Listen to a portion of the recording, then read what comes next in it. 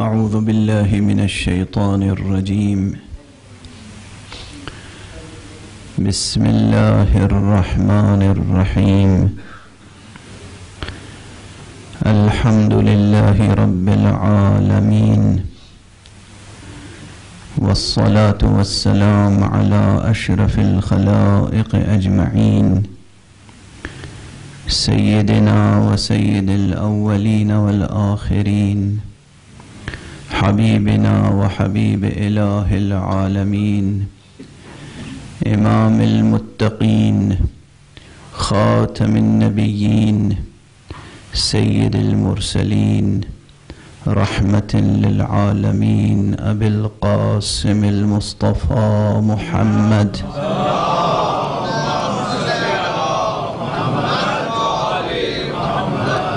وعلى أهل بيته الطيبين الطاهرين الهداة المهديين المعصومين المظلومين، واللعنة الدائمة على أعداء الدين أجمعين. أما بعد، فقد قال الله تعالى عز اسمه في محكم كتابه ومتقن خطابه: بسم الله الرحمن الرحيم. يا أيها الذين آمنوا إن تتقوا الله يجعل لكم فرقانا ويكفر عنكم سيئاتكم ويغفر لكم، والله ذو الفضل العظيم. صدق الله العلي العظيم.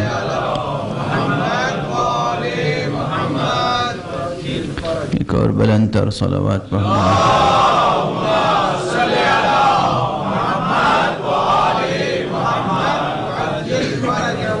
تشریف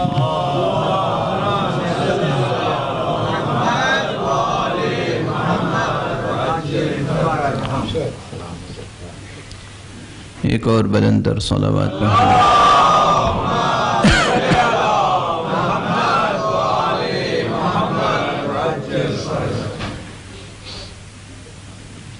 عزیزان گرامی، گزشتہ 2 شبوں سے قرآن حکیم کے سورہ مبارک انفال کی یہ آیت ہماری گفتگو کا عنوان ہے. میں نے گزارش کی کہ اس آیت میں عملی جہات و جوانب بھی ہیں، لیکن نظری اور فکری جہات و جوانب بھی ہیں. آیت کریمہ کا ابتدائی حصہ صدر آیت فکری اور فلسفیانہ مباحث کا دروازہ کھول دیتی ہے، لیکن اس اسلوب میں جو قرآن مجید کا اپنا اسلوب ہے، قرآن مجید کا ایک خاص اسلوب اول سے آخر تک یہ ہے کہ وہ کسی بھی تھیوریٹیکل مسئلے کو اس طرح نہیں پیش کرتا کہ وہ محض تھیوریٹیکل معلوم ہو. تھیوریٹیکل مسائل کو اس طرح پیش کرتا ہے کہ وہ پریکٹیکل مسائل معلوم ہوتے ہیں. یہ قرآن مجید کے اسلوب کا ایک خاص اعجاز ہے. فکر کو عمل کا قالب میں ڈھال دینا اور عمل کو فکر انگیز بنا دینا، یہ قرآن مجید کا اسلوب ہے. چنانچہ یہاں بھی صورتحال یہ ہے. بحث اور مسئلہ علمیات سے متعلق ہے. علم، علمیات، اپسٹیمولوجی، ایجوکیشن، فلسفی، ان سب سے متعلق باتیں ہیں، لیکن لفظ وہ استعمال کی: ان تتقوا اللہ یجعل لکم فرقانا. نہیں، اسی فقرے میں تقوی ایک عملی نصاب ہے اور فرقان ایک علمی حقیقت ہے. دونوں کو ایک دوسرے کے ساتھ لازم و ملزوم بنا دیا. اے ایمان لانے والو، اگر تم اللہ کے لیے تقوی اختیار کرو گے، اللہ کا تقوی اختیار کرو گے، اللہ کا لحاظ رکھو گے، اللہ کا پاس رکھو گے، تو اللہ تمہارے لیے وہ قوت قرار دے گا کہ جس قوت سے تم حق اور باطل میں فرق کر سکو گے. یہاں ظاہر سی بات ہے کہ علمی انداز سے سوچنا اس کے اپنے شرائط ہیں، اور عام طور پر جو مومنین ہیں، عام طور پر پوری دنیا میں جو عام انسان ہے وہ اتنا علمی اور منطقی اور فلسفیانہ انداز سے نہیں سوچتا ہے. اگرچہ انسان کے ہر عمل کے تجزیے کے لیے منطق و فلسفہ درکار ہے. کسی بھی انسان کا کوئی بھی عمل، چھوٹے سے چھوٹا عمل، ایک انسان ایک قدم اٹھاتا ہے، ایک انسان ایک گفتگو کرتا ہے، ہر گفتگو کے لیے، ہر اقدام کے لیے، ہر قدم کے لیے، ہر نفس کے لیے علمی بحث کے دروازے کھلے ہوئے اور علمی و فلسفیانہ تجزیے کی ضرورت ہے، لیکن ہر شخص اس تجزیے کا حق ادا نہیں کر سکتا. یہاں بھی صورتحال یہ ہے کہ عمل علم کا مقدمہ ہے یا علم عمل کا مقدمہ ہے. اس لیے کہ اس آیت میں اگر صرف ہم اس آیت کو سامنے رکھیں، اس سے پہلے یہ اس سے ملتی جلتی گفتگو آپ کے سامنے ہو چکی ہے، لیکن چونکہ یہ گزشتہ 2 شبوں سے بالکل نئی بحث شروع ہوئی ہے. جو میں نے عرض کیا اور یہ طالب علمانہ عاجزی کے ساتھ عرض کیا کہ ابھی اکیڈمیشنز کے درمیان بھی یہ بحث عام نہیں ہے.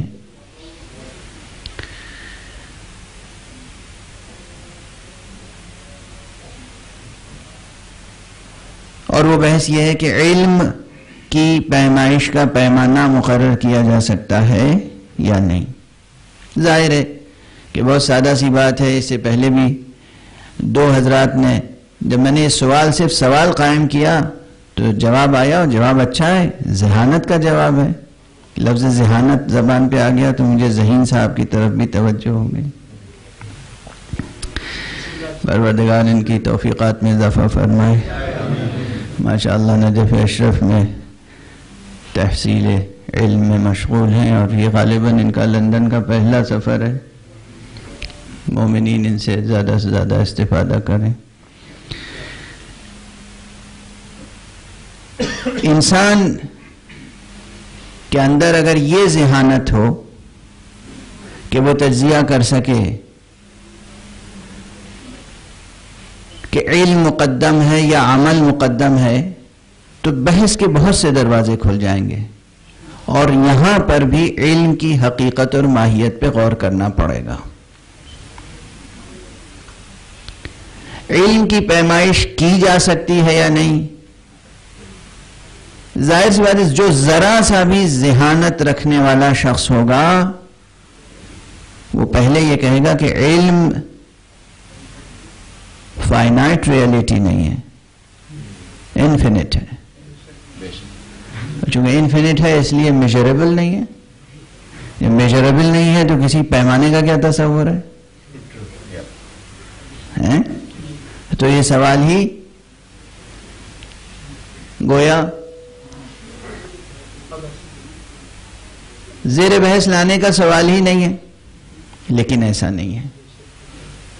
وہی بات کہ جب ہم عملی طور پر تحصیل علم اور کسب علم کی بات کرتے ہیں، جب بچہ اسکول جاتا ہے، کالج جاتا ہے، یونیورسٹی میں جاتا ہے، علم حاصل کر رہا ہے، علم میں اضافہ ہو رہا ہے، تو یہ جو علم حاصل ہو رہا ہے اور علم میں اضافہ ہو رہا ہے، یہ اس کے معنی یہ ہے کہ اس اضافے کو میجر کیا جا سکتا ہے یا نہیں؟ اگر یہ اضافہ ہو رہا ہے تو اس کے معنی ہے کہ کسی نہ کسی لحاظ سے، کسی نہ کسی اعتبار سے میجر کرنے کے لیے کوئی پیمانہ ہوگا. پیچیدہ ہوئی نا بات. کل بھی ایک عزیز نے تقریر کے بعد کہا تھا کہ آپ علم کے پیمانے کی بات کر رہے ہیں، علم تو انفینٹ ہے. صحیح ہے، انفینٹ، فائنائٹ نہیں ہے. لیکن آپ یہ بتائیے کہ ایک بچہ جب اسکول میں جاتا ہے اور وہی ہائی اسکول میں جاتا ہے اور وہی کالج میں جاتا ہے اور وہی یونیورسٹی میں جاتا ہے، وہی گریجویٹ کرتا ہے، پھر پوسٹ گریجویٹ کرتا ہے، پھر پی ایچ ڈی کرتا ہے، پی ایچ ڈی کے بعد بھی پوسٹ ڈاکٹریٹ ریسرچ کرتا ہے، تو اس میں علم میں اضافہ ہو رہا ہے یا نہیں؟ یونیورسٹی بھی سرٹیفکیٹ پہ سرٹیفکیٹ دے رہی ہے کہ اضافہ ہو رہا ہے.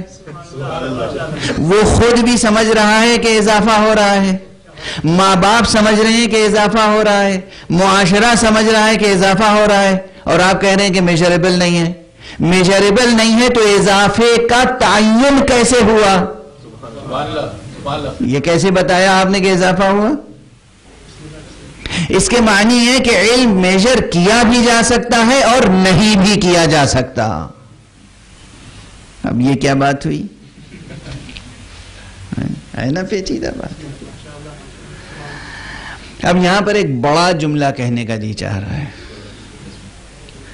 میرا منہ ضرور چھوٹا ہے لیکن ممبر مقام بڑا ہے، اس لیے ایسے مقام پر ایسے بڑے جملے کہنے کا جی چاہتا ہے. اور وہ یہ ہے کہ اگر صرف علم کی خصوصیات کو نظر میں رکھ لیا جائے، صرف علم، صرف علم، صرف علم، علم جو ایک نور غیر مادی ہے، نور مجرد ہے، مجرد حقیقت ہے، ایبسٹریکٹ ریئلٹی ہے، اگر اس علم کی خصوصیات کو نظر میں رکھ لیا جائے تو هو الظاہر، هو الباطن، هو الاول، هو الآخر کی حقیقت سمجھ میں آ جائے.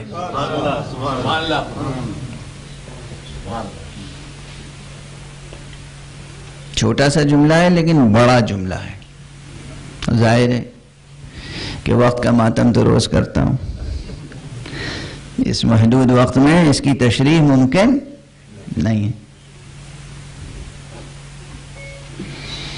یہ اور بات ہے کہ اگر آپ کی ذہانت و فراست قوی ہے، دل میں اگر حب علی ہے، اگر واقعاً سفرہ نبوی پر بیٹھ کر استفادہ کر رہے ہیں، اگر واقعاً مجلس معنوی ہے، اگر ذوق عرفانی ہے، تو کبھی کبھی صدیوں کی بحثیں لمحوں میں سمجھ میں آ جاتی ہیں. اور اگر یہ سب شرائط موجود نہیں ہیں تو لمحوں کی باتیں صدیوں تک سمجھ میں نہیں آتی. صلوات پڑھ دیجئے محمد.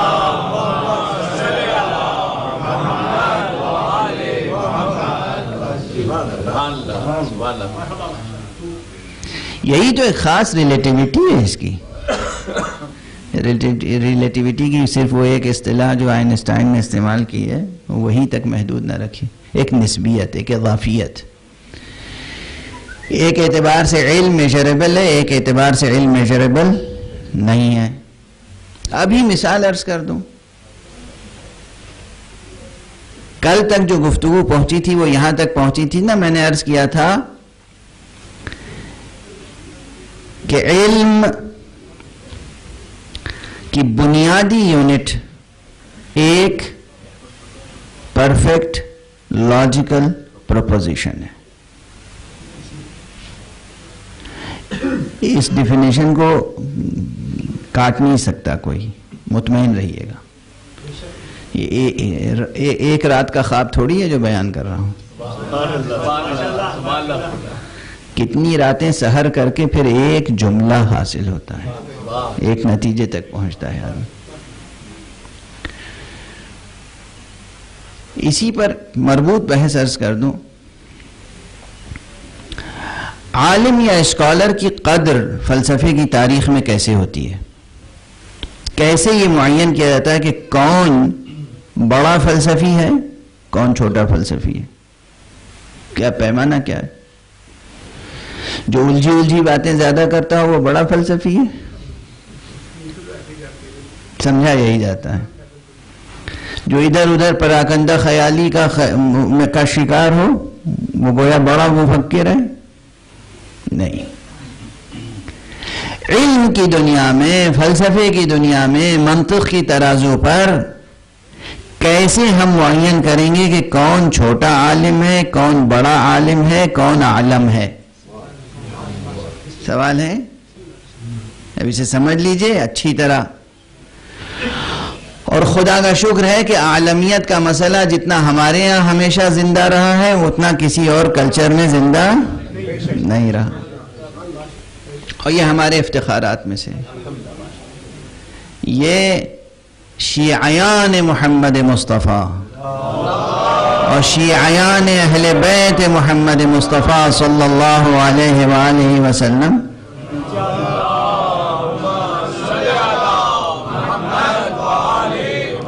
کے امتیازات میں سے ہے. پوری کائنات میں ہمارا یہ امتیاز ہے کہ ہم ہمیشہ اعلم کی جستجو میں رہتے ہیں. کیا حسین وہ کلچر ہوگا، کیسی حسین وہ ثقافت ہوگی جس میں ہمیشہ فکر اعلم اور اتقا کی ہو. اس کو ڈھونڈو، اس کو تلاش کرو، اس کو معین کرو، اس کو کشف کرو کہ جو سب سے زیادہ علم رکھتا ہو اور سب سے زیادہ صاحب کردار ہو. کسی اور معاشرے میں ہے یہ جستجو کہ جو سب سے زیادہ عالم ہو اور سب سے زیادہ صاحب کردار ہو؟ اور دونوں شرطیں یہاں بھی، علم و عمل. صرف صاحب علم نہ ہو، معلوم ہوا عالم ہے تو تقلید کر لی چاہے وہ عملاً فاسق ہیں، نعوذ باللہ نستجیر باللہ.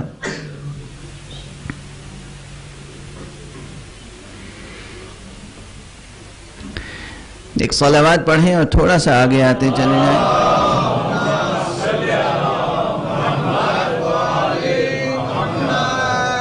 ایک اور بلند صلوات پڑھیں.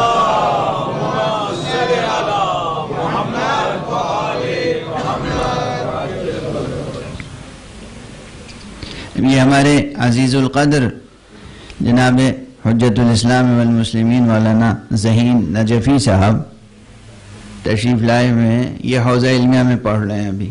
اللہ کا شکر ہے، پروردگار ان کے علم میں اور برکت عطا فرمائے. یہ جانتے ہیں کہ حوزے میں دن رات بحث عالم کی ہوتی ہے. عالم کون ہے؟ عالم کون ہے؟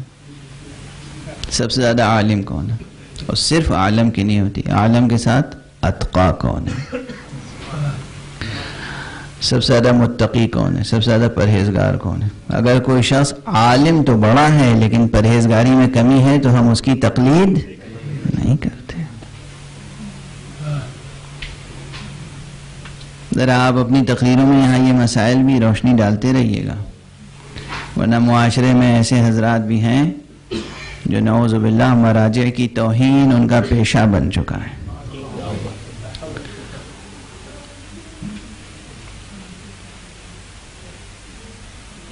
اب ظاہر ہے بس اتنا اشارہ کافی ہے، اس لیے کہ دامن وقت میں گنجائش نہیں ہے.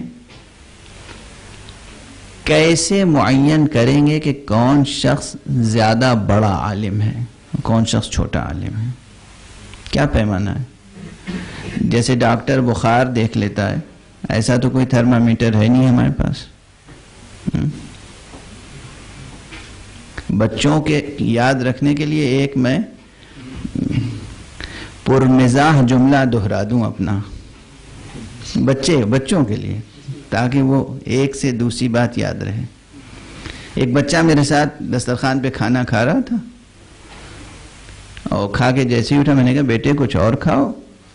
کہا جی نہیں پیٹ بھر گیا. میں نے کہا دیکھو میرے پاس ایک پیٹو میٹر ہے جو میں لگا کے دیکھ لیتا ہوں کہ پیٹ بھر گیا یا نہیں بھرا. اب وہ ہنستا رہا، اب بھی ہنستا ہے، جیسے ہی میری صورت دیکھتا ہے ہنسنے لگتا ہے کہ پیٹو میٹر بھی کوئی چیز ہوتی ہے جس سے بھوک ناپی جائے اور یہ دیکھا جائے کہ پیٹ خالی ہے یا بھرا ہوا ہے. پیٹو میٹر کوئی چیز ہو یا نہ ہو، لیکن ڈاکٹرز کے پاس یہ ہے کہ وہ جسم میں کیلوریز ناپ لیتے ہیں کہ کتنی انرجی ہے اور کتنی انرجی کی فردر ضرورت ہے، یا حرارت کتنی ہے اور کتنی نہیں ہے، ٹیمپریچر کتنا ہے کتنا نہیں ہے. اس طرح کا کوئی میٹر ہمارے پاس علم ناپنے کا نہیں ہے کہ یہاں پیشانی پہ رکھا اور بتا دیا کہ یہ شخص بڑا عالم ہے اور یہ شخص چھوٹا عالم ہے، اس شخص کو علم کا بخار زیادہ ہے اور اس شخص کی حرارت علمی کم ہے. لیکن توجہ ہے، ذہن ہلکا ہو گیا. اب ایک بھاری بات سن لیجئے. طے کیا جاتا ہے، پوری تاریخ دیکھیے، سوکریٹس اور ایرسٹوٹل سے لے کے آج تک علم کی دنیا میں، سائنس کی دنیا میں، فقہ کی دنیا میں، اصول کی دنیا میں، منطق کی دنیا میں معیار یہ ہوتا ہے کہ کس عالم نے کس مسئلے کو حل کیا ہے، کس نے کتنے پرابلمز حل کیے ہیں. یہ پرابلم حل ہوتا ہے تو کوئی 100 200 1000 صفحے کی عبارت نہیں بنتی ہے، 1-2 لفظوں کا جملہ بنتا ہے. بس عام طور پر ایک قضیہ بنتا ہے. کیا بنتا ہے؟ ایک قضیہ، ایک پروپوزیشن، ایک سنگل پرفیکٹ لاجیکل پروپوزیشن اگر کوئی دینے میں کامیاب ہو جائے. اسی لیے ایک جملہ ہے میرا کہ علم اور فلسفے کی دنیا میں ہزاروں صفحے لکھنے کی بات نہیں ہوتی ہے، 1-1.5 نیا حرف کہہ دو تو تم صاحب نام اور صاحب مقام بن جاتے ہو. علم کی دنیا ہے. ایک نئی بات، ایرسٹوٹل نے کیا سوچا تھا، اس کے بعد کسی نے آ کے ایک نئی بات کہی ہے. وہ ایک جملہ ہوتا ہے چھوٹا سا مگر نئی بات. اب ذرا سا صبر و ضبط سے کام لے لیجئے. کیا کریں، ہم اپنے انداز سے، اپنے طالب علمانہ انداز سے سوچنے اور ڈسکس کرنے کے عادی ہیں، تو اس سے تو یہ جو لاجیکل پروپوزیشن روز کہہ رہا ہوں، یہ ایک منطقی قضیہ، اسے اردو میں، عربی اور فارسی میں کہتے ہیں قضیہ. یہ کیا ہوتا ہے؟ ایک موضوع ہوتا ہے، ایک محمول ہوتا ہے. مثلا میں نے کہا علی امام ہیں، یہ قضیہ ہے. ٹھیک ہے، علی موضوع، امام محمول. علی اور امام 2 تصور الگ الگ ہیں. علی تصور ایک الگ ہے، ذات ایک الگ ہے. امام ایک تصور الگ ہے. ہم امام کے تصور کو علی کی ذات پر حمل کر رہے ہیں، یعنی ایک نسبت ہے جو علی اور امامت میں قائم ہو رہی ہے. اس نسبت کو کوئی ثابت کر دے تو عالم.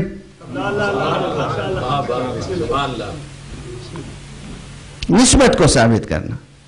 یا کہیں کوئی شخص ایسا ہے جو امامت کے لائق نہیں ہے اور اس کے ساتھ نسبت جڑ گئی ہے، تو کوئی اس نسبت کو توڑنے میں کامیاب ہو جائے تو عالم. سلب نسبت واضح ہے. تو ایک چھوٹا سا قضیہ 2 چیزوں میں رشتہ برقرار کر کے اس کا ثبوت فراہم کر دینا، واضح ثبوت فراہم کر دینا کہ وہ پرفیکٹ قضیہ بن جائے. ایک قضیہ بھی کوئی نیا فراہم کر دے تو وہ عالم ہے. اب حوزے میں عالم کیسے طے ہوتا ہے؟ توضیح المسائل میں کتنے مسائل ہیں؟ کم سے کم اب اس وقت کم سے کم 10,000 مسائل ہیں. کم سے کم مستحدثات وغیرہ لے کر. عالم ایک شخص ہے جس نے مجتہد ہو گیا، اجتہاد کر لیا. اجتہاد کر کے کیا کیا؟ ایک قضیہ ثابت کیا.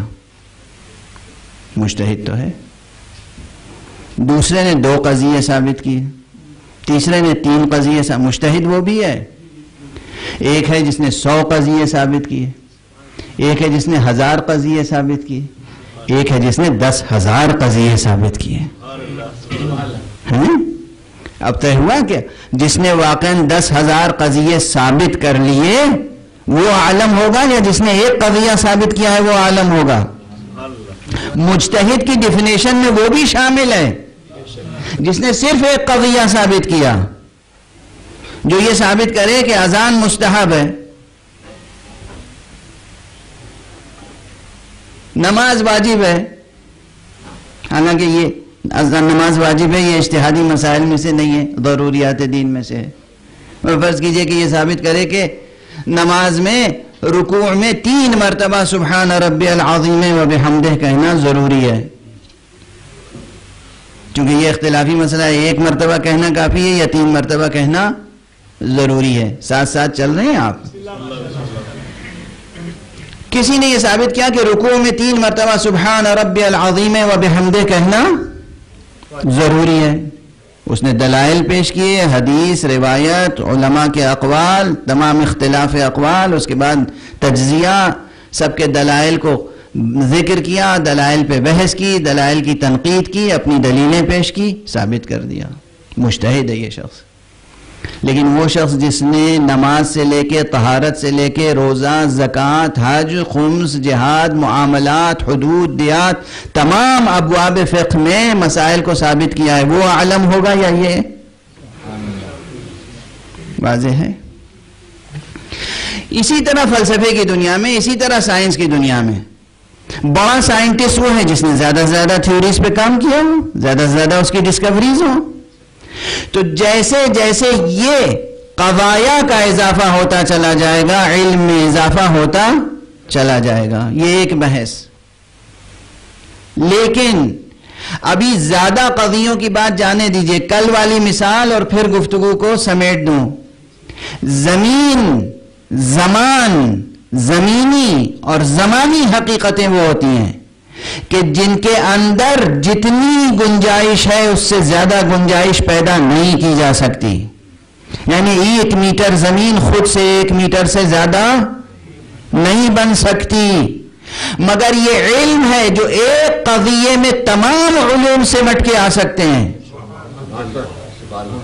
اور اسی لیے خود ایک قضیے کو ایک کہنے کے باوجود ہم کبھی ایک نہیں کہہ سکتے، کثیر کہہ سکتے ہیں. اور کبھی کثیر قضایا کو نظر میں رکھ کر اسے ایک قرار دے سکتے ہیں. یہی وحدت میں کثرت اور کثرت میں وحدت علم میں پائی جاتی ہے. اور یہی وحدت میں کثرت اور کثرت میں وحدت شان توحید الہی میں پائی جاتی ہے.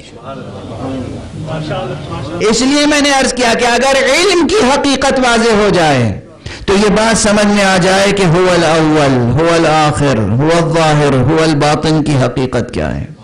علم اگر سمجھ میں آ جائے، علم اگر سمجھ میں آ جائے. پروردگار عالم کے تمام اوصاف میں سب سے زیادہ جو وصف سمجھ میں نہیں آتا ہے لوگوں کو، وہ 2 اوصاف ہیں، ایک علم، ایک قدرت. جتنی صفتیں ہیں اللہ کی اس میں 2 صفتیں سمجھ میں نہیں آتی. بڑے بڑے فلاسفہ اس میں الجھے ہیں. علم باری تعالیٰ کی بحث علم کلام میں اور فلسفے میں ایسی الجھی ہوئی ہے کہ جس کی حد نہیں. اجازت دیجئے کہ مثال دے کے آگے بڑھوں. علم ہمیں اور آپ کو حاصل ہوتا ہے کس کس طریقے سے؟ دیکھیے کچھ چیزیں ہیں جن کا تعلق حواس سے ہے ہی نہیں. حواس کسے کہتے ہیں؟ حواس سے خمسہ. آنکھوں سے وہی چیز تو دیکھ سکتے ہیں جو دکھائی دینے کے لائق ہیں. رنگ دیکھا جا سکتا ہے تو آنکھ سے دیکھیں گے. رنگ سنا نہیں جا سکتا. واضح ہے؟ آواز سنی جا سکتی ہے، دیکھی نہیں جا سکتی. آپ یہ نہیں کہہ سکتے کہ ہم نے فلاں کی آواز دیکھی ہے، ہم نے فلاں کا رنگ سنا ہے. نہیں کہہ سکتے نا. توجہ ہے؟ آواز کا علم بھی ایک علم ہے، رنگ کا علم بھی ایک علم ہے. آخر یہ ایک علم ہے نہیں کہ بیلے کا پھول سفید ہوتا ہے، ایک علم ہے، ایک انفارمیشن ہے، ایک اطلاع ہے. گلاب سرخ ہوتا ہے، نسترن سرخ ہوتا ہے، نرگس یہ پھول سفید ہوتا ہے یا زرد ہوتا ہے. تو یہ ایک علم ہے جو آپ کو حاصل ہوا. یہ علم حاصل نہیں ہو سکتا مگر یہ کہ اس آنکھ کے واسطے سے. توجہ رہے. کوئی شخص اندھا ہو، پیدائشی اندھا ہو، نعوذ باللہ نستجیر باللہ، اس کے سامنے شیر برنج رکھی ہو، وہ کھائے گا، اس کی لذت بتا سکتا ہے، رنگ بتا سکتا ہے. پوری ڈکشنری اس پہ اونڈیل دیجئے آپ. نہ آپ اسے رنگ سمجھا سکتے ہیں نہ وہ رنگ سمجھ سکتا ہے، کیونکہ اسے بصارت حاصل نہیں ہے، آنکھیں نہیں ہیں اس کے پاس. تو رنگ کا علم اسے حاصل ہو ہی نہیں سکتا. توجہ ہے؟ اگر کسی شخص کے نعوذ باللہ زبان میں ایسے نقائص ہیں، ٹیسٹ برڈز وغیرہ نہیں ہیں، وہ لذت نہیں محسوس کر سکتا. رنگ تو بتا دے گا شیرینی کا، لیکن وہ لذت علم بھی نہیں ہے. آپ پوری ڈکشنری انڈیل دیں اس پر، وہ اس لذت کو نہ سمجھ سکتا ہے نہ ڈسکرائب کر سکتا ہے. واضح ہے؟ اچھا، اب ایک قضیہ ہے یہ رنگ اور لذت اور آواز سے آگے بڑھیں. 2 اور 2 مل کر 4 ہوتے ہیں. اس میں آنکھوں کی ضرورت ہے کیا؟ کان کی ضرورت ہے؟ زبان کی ضرورت ہے؟ حواس سے خمسہ میں سے کسی چیز کی ضرورت نہیں ہے. بہت آسان بحث کر دی ہے ہم نے. 2 مل کے 4 ہوتے ہیں. اس میں حواس سے خمسہ کا کوئی دخل نہیں ہے. عقل اگر موجود ہے، حواس کی مدد کے بغیر بھی عقل بتا سکتی ہے کہ 2 مل کر 4 ہوتے ہیں. ٹھیک ہے نا؟ اب یہاں معلوم ہوا کہ 2 قسم کے علم ہیں. ایک تقسیم یہ ہے، 2 قسم کے. ایک وہ علم ہے، علوم کا مجموعہ وہ ہے جو صرف حواس کی مدد سے حاصل ہوتا ہے. یہ 5 سینسز نہیں ہوں گے تو وہ علم حاصل نہیں ہو سکے گا. ایک وہ مجموعہ علوم کا ہے جس میں حواس کا دخل نہیں ہے. حواس نہ ہو تب بھی علم حاصل ہو سکتا ہے. واضح ہے؟ پروردگار عالم جسم نہیں رکھتا، اس کے آنکھ ہے نہیں، زبان ہے نہیں، کان ہے نہیں. تو یہ بتائیے کہ وہ مسموعات کا علم کیسے رکھتا ہے، مبصرات کا علم کیسے رکھتا ہے؟ ان چیزوں کا علم ہے یا نہیں ہے؟ ہے تو کیسے ہے؟ آئی نا مشکل بات؟ قرآن میں از اول تا آخر اللہ کہتا ہے کہ اللہ ہر چیز کا علم رکھتا ہے. ان اللہ بکل شیء علیم. اللہ ہر چیز کا علم رکھتا ہے. تمہارے دل میں جو وسوسہ ہے وہ بھی علم ہے، تمہاری نیتوں کا علم ہے، ہر شے کا علم ہے اللہ کو. قرآن مجید میں شروع سے لے کر آخر تک ہر شے کے علم کا بار بار اعلان ہوا ہے. اور فلسفی کو سمجھ میں نہیں آتا کہ آخر اللہ کو کیسے علم ہے. آنکھ نہیں ہے تو اللہ کیسے جانتا ہے کہ گلاب سرخ ہوتا ہے اور بیلا سفید؟ کیا سادہ لوحی ہے فلسفی بیچارے کی. اللہ کے پاس زبان نہیں ہے تو وہ کیسے سمجھ سکتا ہے کہ نمک نمکین ہوتا ہے اور شکر جو ہے میٹھی ہوتی ہے؟ فلسفی یہ بحثیں ہیں بھائی، میں عرض کر رہا ہوں. سمجھ رہے ہیں آپ فلسفیوں کی مشکلیں؟ بس اب ایک جملہ کہہ کر گفتگو آگے بڑھا دوں، آپ کا ذوق ایمانی اور عرفانی مسئلے کو سمجھ سکتا ہے. ایک وہ ہے، ایک ہم ہیں جو مخلوق ہیں، ہم محتاج حواس کے ہیں. ہم جب تک آنکھ نہیں ہوگی رنگ کو پہچان نہیں سکتے، جب تک زبان نہیں ہوگی ذوق کو پہچان نہیں سکتے. اس لیے کہ ہم نے نمک کو پیدا نہیں کیا ہے. جس نے نمک کو پیدا کیا ہے وہ جانتا ہے کہ یہ نمکین ہے، یہ شیرین ہے.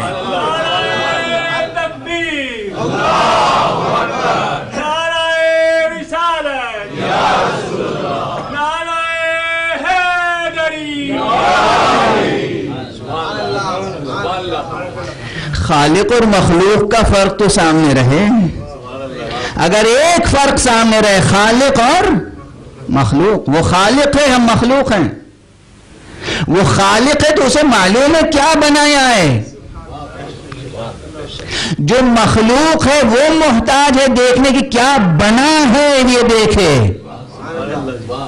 کیا بنا ہے. یہ جاننے کے لیے مخلوق محتاج حواس ہے.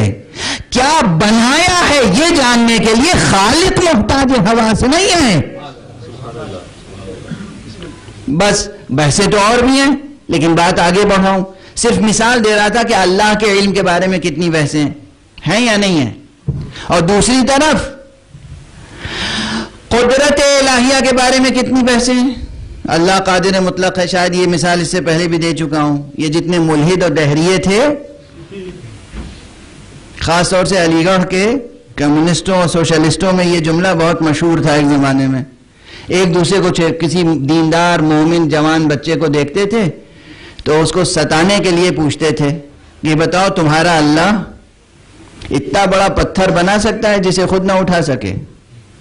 اب ظاہر جواب کیا دے گا یہ؟ اگر کہے ہاں تو اللہ مجبور، کہے نہ تو اللہ مجبور۔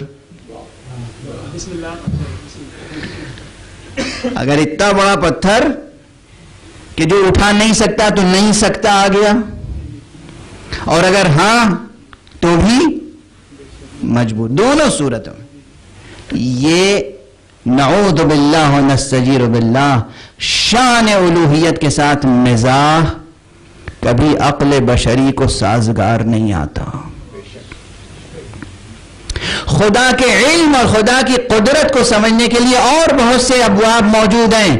اس طرح کے سوالات معصوم سے بھی کیے گئے ہیں، بالکل اس سے ملتا جلتا سوال۔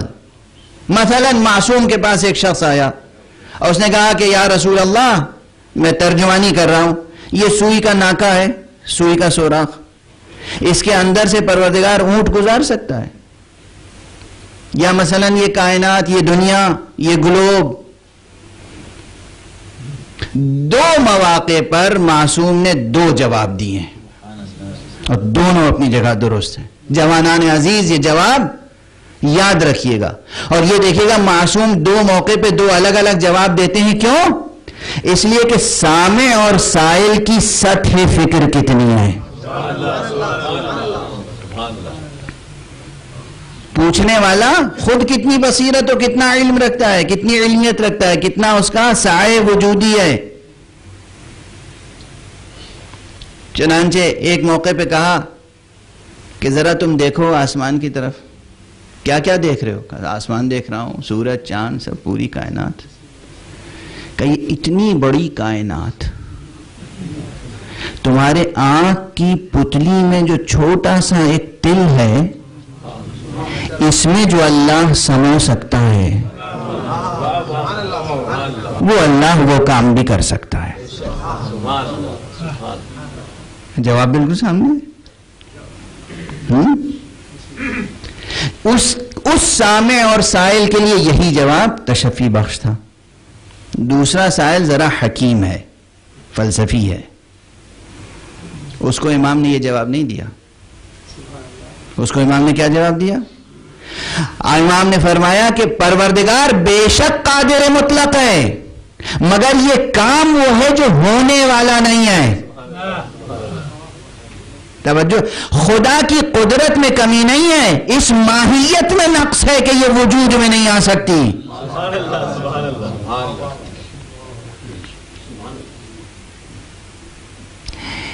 مجھے یاد آتا ہے کہ یہ مثال میں پہلے دے چکا ہوں، لیکن تیزی سے دے کر آگے بڑھ جاؤں، اور پھر آخری جو جملہ کہوں گا اس میں تمام فضائل سمٹ کے آ جائیں گے انشاءاللہ۔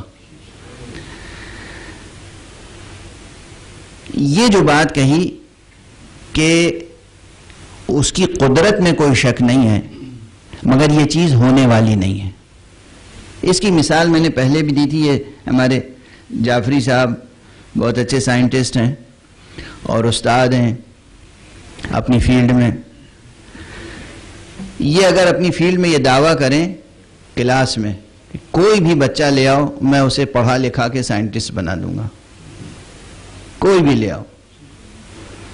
اچھا، ظاہر سی بات ہے، آپ اپنا بیٹا لے جائیے، بھتیجا لے آئیے، پوتا لے آئیے، نواسہ لے آئیے، کوئی انسان کا بچہ لائیے، یہ پڑھا دیں گے؟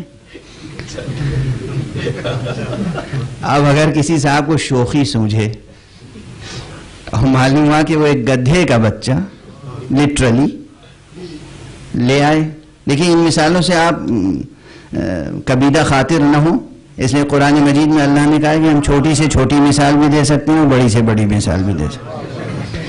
ان اللہ لا یستحیی ان یضرب مثلا ما بعوضۃ فما فوقها، ایک مچھر سے لے کر اس سے بڑی مثال بھی اللہ دے سکتا ہے، اور گدھوں کا تو خاص طور پر قرآن میں ذکر ہے، سورہ جمعہ میں بھی ذکر ہے، کئی جگہ پہ ذکر ہے، ایسے گدھوں کا بھی ذکر ہے، ذکر بھی کس جگہ پر ہے؟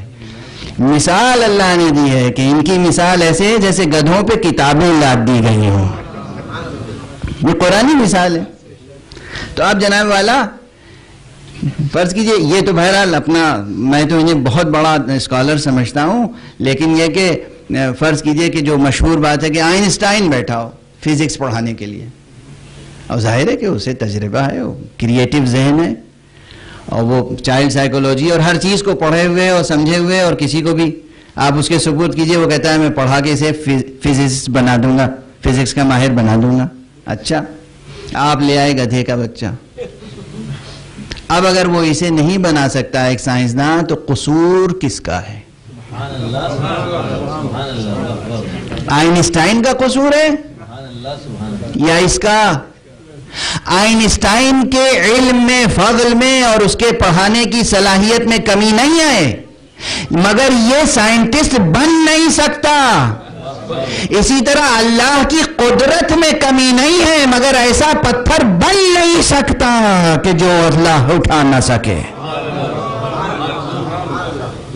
بن نہیں سکتا, ماہیت میں نقص ہے, ممکن نہیں ہے. بس گفتگو کو یہاں سمیٹ رہا ہوں. اس طرح کے دو مسائل میں نے آپ کے سامنے پیش کر دیے, ساتھ ساتھ کہ اللہ کی صفات میں سے جو بات سمجھ میں نہیں آئی وہ ایک علم ہے اور ایک قدرت. جو بات لفظوں سے, فلسفیوں سے, منطقیوں سے, دنیا کے تمام حکیموں سے, عرفا سے سمجھ میں نہیں آ سکتی تھی اور سمجھائی نہیں جا سکتی تھی, اسے پروردگار عالم نے سمجھانے کے لیے اپنے کچھ ایسے مظاہر خلق کر دیے کہ ایک علی مرتضیٰ نے اللہ کا علم بھی سمجھا دیا, اللہ کی قدرت بھی سمجھا دی.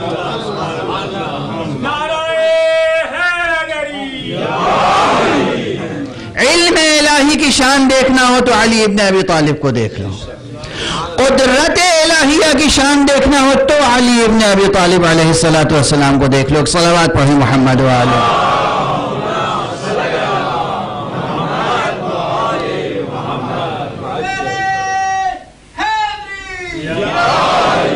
بس دو تین فقرے عرض کر دوں. اب قدرت بھی آپ حضرات تو کیا بتائیں, میں نے پہلے دن کہا تھا کہ علی کو رستم داستان نہ بنائیے. رستم تو علی کے قدموں کی گرد سے بھی کمتر ہے. رستم کیا ہے؟ رستم اور سہراب اور دنیا کے جہان پہلوان کیا ہیں, اور وہ سب داستانی کردار ہے, کوئی حقیقی کردار بھی نہیں. علی حقیقت ہے, رستم افسانہ ہے. علی حقیقت ہے. تاریخ میں آپ یہ دیکھیں, عام طور پر جناب امیر المومنین علیہ السلام کی شجاعت کو سمجھنے کے لیے زیادہ تر جنگوں کا حوالہ دیا جاتا ہے. اب وقت بالکل نہیں, میں صرف دو تین الفاظ میں. بدر سب سے پہلی جنگ ہے, اس میں کل کتنے مقتول ہیں مشرکین کے؟ 70 میں سے 35 علی نے قتل کیے, اور 35 باقی تمام صحابہ نے اور فرشتوں نے مل کے قتل کیے. یہ تو قرآنی حقیقت ہے کہ اللہ نے بدر میں فرشتے بھیجے تھے. فرشتے اللہ نے بھیجے مدد کے لیے, تو گویا فرشتوں نے اور صحابہ نے سب نے مل کے قتل کیے 35, اور تنہا علی نے قتل کیے 35. تاریخ, اس تاریخ کو جھٹلا سکتے ہیں آپ؟ احد کی جنگ, اس کے بعد احد میں 28 مقتول ہیں, 28 میں 18 علی نے قتل کیے, 10 دوسروں نے. خیبر میں دوسروں سے تو کوئی قتل ہوا ہی نہیں.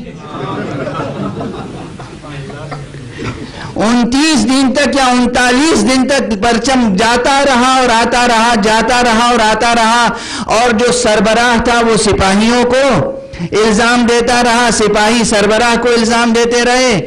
سربراہ کہتا تھا کہ یا رسول اللہ میں کیا کروں, یہ پلٹ کے چلے آئے. یہ کہتے تھے ہم کیا کرتے, ان میں جرت نہیں تھی, آگے بڑھے نہیں تو ہم کیسے آگے بڑھتے. تاریخ ہے یہ سب, آپ سنتے رہتے ہیں دوسرے ذاکرین سے. اور یہیں پر میں نے ایک جملہ کہا تھا کراچی میں, اور کئی بار دہرایا ہے, ہمیشہ دہراؤں گا, کسی کا قتل کرنا علی کی فضیلت نہیں, مجبوری تھی. جب کوئی کام کسی سے نہیں ہو سکتا تھا تو مجبوراً علی جاتے تھے, ورنہ علی زندگی تقسیم کرنے کے لیے آئے تھے, قتل کرنے کے لیے نہیں آئے تھے.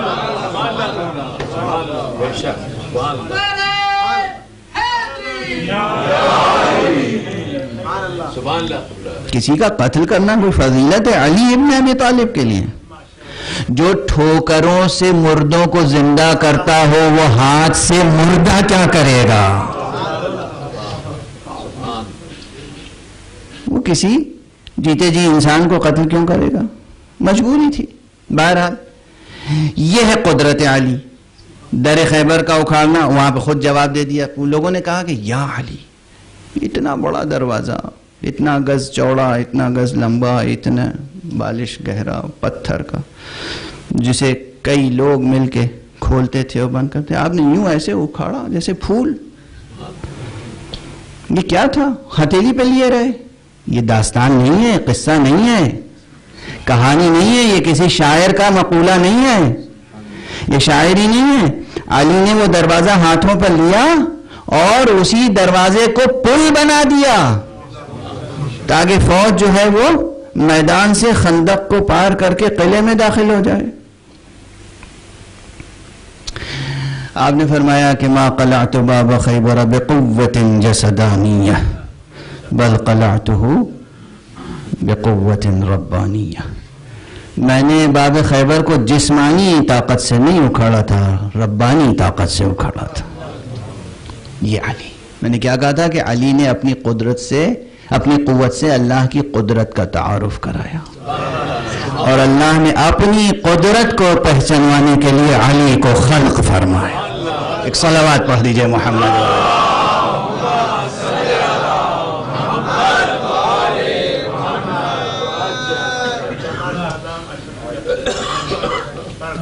علی نے جو کچھ بھی قدرت و طاقت دکھائی وہ سب اس لیے کہ اللہ کی قدرت سامنے آئے، اور دوسری طرف جب ممبر پہ ہوتے تھے اور سلونی کی دعوت کرتے تھے تو علم کے دریا بھی اسی لیے بہائے تاکہ اللہ کا علم سامنے آئے۔ بس ایک جملے میں بڑی بحث سمیٹ دوں اور گفتگو آج کی تمام، باقی کل انشاءاللہ۔ علم امام کے سلسلے میں بڑی بحثیں ہیں، امام علم غیب جانتے ہیں یا نہیں؟ امام کے لیے کیا کہا جائے، عالم غیب ہیں یا مطلع علی الغیب ہیں، یعنی انہیں غیب کی اطلاع ہے۔ اطلاع ہے تو کتنی ہے؟ میں دست ادب جوڑ کے عرض کر رہا ہوں، ذرا دل دماغ کھول کے بحث کو سمجھیں۔ بہت سے حضرات یہ سمجھتے ہیں کہ معصوم حاضر و ناظر ہیں۔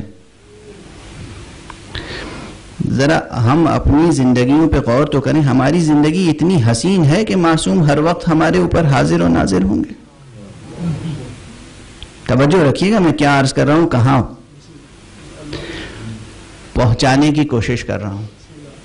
افسوس ہے کہ وقت بالکل ختم ہو چکا ہے، لیکن اس مرحلے پہ یہ جملہ کہے بغیر آگے نہیں بڑھ سکتا۔ ہماری زندگی کے شؤون، آداب، آپ اپنے گھر میں بیٹا ہے، بیٹی ہے، داماد ہے، بہو ہے، بچہ ہے، آپ کا بچہ ہے، جوان بیٹا ہے، بیٹی ہے، محرم ہے سب، مگر ہر کیفیت میں باپ بیٹی بیٹے کو دیکھ سکتا ہے؟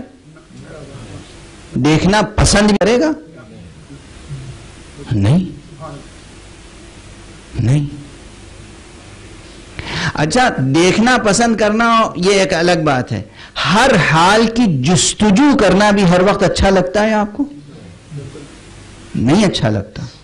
جیسے آپ کو ہر وقت دوسرے کی، اپنے عزیز کے احوال کی جستجو اچھی نہیں معلوم ہوتی، تو آپ کیسے تصور کر سکتے ہیں کہ ہم گناہوں میں ڈوبے ہوئے انسانوں کے حالات کی جستجو ہر وقت معصوم کر رہا ہوگا؟ توجہ ہے؟ پروردگار کے علم کی شان الگ ہے، وہ خالق ہے اور وہ ستار ہے اور وہ غفار ہے، وہ کفار الذنوب ہے۔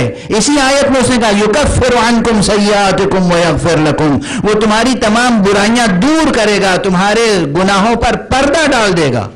وہ پروردگار جو گناہوں پہ پردہ ڈالنے والا ہے، اور اس کی ستاریت کی بحث بھی پہلے اجمالاً کر چکا ہوں، پھر کبھی کروں گا، وہ پروردگار اپنے انبیاء اور اوصیاء اور خلفاء کو، ائمہ کو جو علم دیتا ہے وہ مشروط طور پہ دیتا ہے۔ جب یہ کسی کے حالات جاننا چاہیں تو فوراً جان لیں۔ توجہ ہے؟ متا شاؤ عالمو، جب یہ چاہیں علم حاصل کر لیں، مگر یہ ضروری تھوڑی ہے کہ چاہیں. توجہ ہے میں کیا عرض کر رہا ہوں؟ عزیزان گرامی سمجھیں اسے. ایک شخص آ رہا ہے معصوم کے پاس، اسی لیے اگر یہ نقطہ واضح رہے تو روایات سمجھ میں آئیں گی، اور جو دشمن اعتراض کرتے ہیں اس اعتراض کا جواب یہ ہے. ایک جگہ معصوم بیٹھے ہوئے اور آپ کا بچہ جو ہے وہ نظروں کے سامنے نہیں ہے، آپ پریشان ہیں اور کہہ رہے ہیں کہ بھئی بیٹا کہاں ہے، ذرا دیکھو بیٹا کہاں ہے. اور دوسری طرف ایک شخص آتا ہے، آپ نے اسے دیکھا اور اس کے حالات بتانے شروع کیے، اس کا نام بتا دیا، اس کے دل میں جو سوال ہے بتا دیا، اس کا جواب بتا دیا، سب بتا دیا. دشمن کہتا ہے کہ یہ دو قسم کی روایتیں آپ کے پاس ہیں، یہ کیسے ممکن ہے؟ یا یہ صحیح ہو سکتا ہے یا یہ صحیح ہو سکتا ہے. نہیں، یہ بھی صحیح ہے اور یہ بھی صحیح ہے.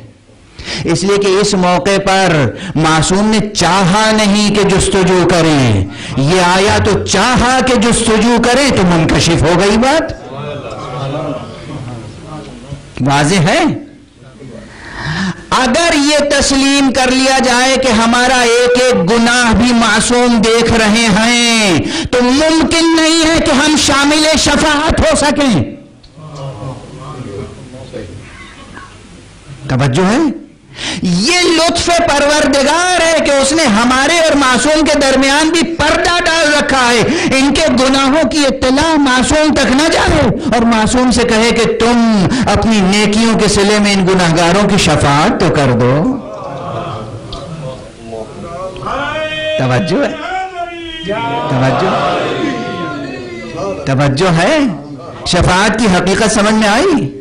پروردگار کو ہماری نیکیوں کا بھی علم ہے، پروردگار کو ہماری برائیوں کا بھی علم ہے، لیکن پروردگار نے محمد مصطفیٰ کے سامنے ہمارے لیے پردہ ڈال دیا ہے، علی کے سامنے پردہ ڈال دیا ہے. ہماری برائیوں کی اطلاع نہ مل جائے محمد و علی کو. پھر محمد و علی سے کہا یہ ہمارے کلمہ گو ہے، تم ان کی شفاعت کر دینا. کیا کرم الہی ہے، کیا لطف الہی ہے، کیا رحمت الہی ہے. ہاں جب ہم سلام کرتے ہیں تو ضرور معصوم سنتے بھی ہیں، جواب بھی دیتے ہیں. حاضر و ناظر اس معنی میں ہیں. بحث پیچیدہ ہے مگر بالکل آخری مرحلے میں تھی، اس لیے بحث تشنا رہ گئی ہے. انشاءاللہ مثالیں دے کر آگے بیان کروں گا. گفتگو ختم کر رہا ہوں. ہم جب سلام کرتے ہیں تو معصوم سنتے ہیں اور جواب دیتے ہیں. ہم آج سلام کرتے ہیں، آقا امیر المومنین آپ پر سلام، اے مظہر صفات کبریا آپ پر سلام. آج آپ سوچئے کہ سن 40 ہجری میں 20 رمضان المبارک اور شب 21 کیسی گزری تھی. علی ابن ابی طالب کی پیشانی پہ ایک زرد رومال ہے اور زہر کے اثر سے چہرہ مبارک پر ایسی زردی ہے کہ اس رومال کے رنگ میں اور حضرت کے چہرے کے رنگ میں فرق کرنا مشکل ہے. طبیب جو آیا ہے اس نے بہت سادہ انداز سے کہہ دیا یا امیر المؤمنین آپ وصیتیں فرمائیں، یہ زخم بہت کاری ہے، یہ زہر بہت کاری ہے. اور امیر المؤمنین نے وصیتیں کرنا شروع کی. یہاں پہ وصیتیں بس دو قسم کی وصیتیں ہیں. ایک وصیتیں وہ ہیں جو عمومی ہیں، بس 2-3 جملوں سے زیادہ نہیں عرض کر سکوں گا. انشاءاللہ آپ نماز کے بعد ماتم کریں گے، نوحہ پڑھیں گے، نماز کا وقت قریب آ گیا ہے. امام نے 2 طرح کی وصیتیں کی. ایک وصیت عمومی تمام مومنین کے لیے، تمام مسلمین کے لیے، تمام مملکت اسلامی کے شہریوں کے لیے، تمام انسانوں کے لیے. اور کچھ وصیتیں وہ ہیں جو خاص حسن سے کی، کچھ وصیتیں وہ ہیں جو خاص حسین سے کی، کچھ وصیتیں وہ ہیں جو زینب سے کی، کچھ وصیتیں وہ ہیں جو ام البنین سے کی، کچھ وصیتیں وہ ہیں جو جناب محمد حنفیہ سے کی. وصیتوں کے فقرے بھی دہرانے کا اب موقع نہیں ہے، بالکل دامن وقت میں گنجائش نہیں ہے. مگر جو وصیتیں امام نے فرمائی ہیں ان میں خاص وصیت یہ ہے، بیٹا حسن اگر میں زندہ رہ گیا تو میں جانوں، میرا قاتل جانے. میں چاہوں تو اسے معاف کر دوں، میں چاہوں تو اسے سزا دوں، لیکن اگر میں دنیا سے چلا گیا تو بس ایک ضربت کے بدلے میں ایک ہی ضربت لگانا اسے، ایک ضربت سے زیادہ نہیں. اور بیٹا جب میں دنیا سے چلا جاؤں، جب میں آنکھیں بند کر لوں، روح مفارقت کر جائے، تو تم غسل دینا، تم کفن دینا۔ دیکھو رسول اللہ کو جنت سے آئے ہوئے کفن سے جو بچا ہوا پارچہ ہے وہ میرے کفن میں شامل کر لینا۔ دیکھو رسول اللہ کے حنوط کے لیے جو جنت سے کافور آیا تھا، وہ کافور بچا ہوا ہے، وہ اس کافور سے مجھے حنوط دینا، مجھے غسل دینا، مجھے حنوط دینا، مجھے کفن دینا، اور پھر مجھے تابوت میں رکھنا، تابوت اٹھانا، اور تم پائنتی کی جانب سے تابوت اٹھانا، سرہانے کی جانب سے تمہیں تابوت اٹھانے کی ضرورت نہیں ہوگی، جبرائیل ہوں گے، میکائیل ہوں گے، وہ تابوت اٹھائیں گے، اور بیٹا لے جانا، اور لے جا کر مجھے غری کے مقام پر، نجف کے مقام پر تمہیں تیار اور آمادہ قبر ملے گی، اس قبر میں مجھے سپرد کر دینا، سپرد لحد کر دینا۔ میں نے یہ جملے بس آپ کو سنائے ہیں، اب دست ادب جوڑ کے عرض کرنا چاہتا ہوں، آپ پر سلام ہو یا امیر المومنین۔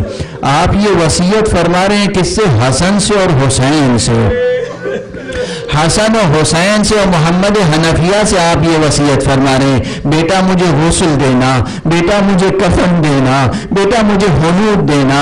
مگر یہ آپ کا بیٹا حسین وہ ہے کہ جو کربلا کے میدان میں جب گھوڑوں کی ٹاپوں سے پامال ہوگا، اس کا جسم عریاں کر دیا جائے گا۔ یا امیر المومنین، 3 دن تک حسین کا لاشا بے گور و کفن پڑا رہے گا، کوئی غسل دینے والا نہیں ہوگا، کوئی حنوط دینے والا نہیں ہوگا، کوئی کفن دینے والا نہیں ہوگا، کوئی لحد میں لٹانے والا نہیں ہوگا۔ یا امیر المؤمنین، آپ پر ہزاروں سلام۔ یا امیر المومنین، آپ نے فرمائش کی ہے، آپ نے وصیت کی ہے بیٹا حسن سے اور حسین سے کہ تم پائنتی کے جانب سے ہمارا جنازہ اٹھانا، داہنی جانب سرہانے کی جانب سے خود بخود اٹھے گا، جبرائیل اٹھائیں گے، میکائیل اٹھائیں گے، مگر ایک دن وہ ہوگا جب کربلا میں آپ کا لال حسین گھوڑوں کے ٹاپوں سے پامال ہوگا، 3 دن تک پڑا رہے گا، اس کا تابوت اٹھانے والا کوئی نہیں ہوگا۔ حسین کا جنازہ اٹھانے والا کوئی نہیں، جبرائیل آئیں گے، میکائیل آئیں گے، اسرافیل آئیں گے، تمام ملائکہ آئیں گے، تمام انبیاء آئیں گے، تمام مرسلین آئیں گے، سب حلقہ باندھ کے ماتم تو کریں گے، مگر تقاضائے مشیت یہ ہے کہ حسین کا لاشا بے گور و کفن پڑا رہے۔ انا للہ وَإِنَّا إِلَيْهِ رَاجِعُونَ رِضًا بِقَضَائِهِ وَتَسْلِيمًا لِأَمْرِهِ۔ پروردگار، ہمارا سلام ادب، ہمارا سلام تعزیت سرکار امیر المومنین تک پہنچے، اہل بیت تک پہنچے، یہ مجلس عزا قبول فرما۔ پروردگار روزہ داروں کی یہ عبادت عزا بھی قبول فرما، ان کے روزے اور نمازیں اور طاعتیں اور تلاوتیں قبول فرما۔ پروردگار ہمیں اہل طاعت و ولایت بنا، ہماری نسلوں میں قیامت تک اہل طاعت و ولایت کو خلق فرما۔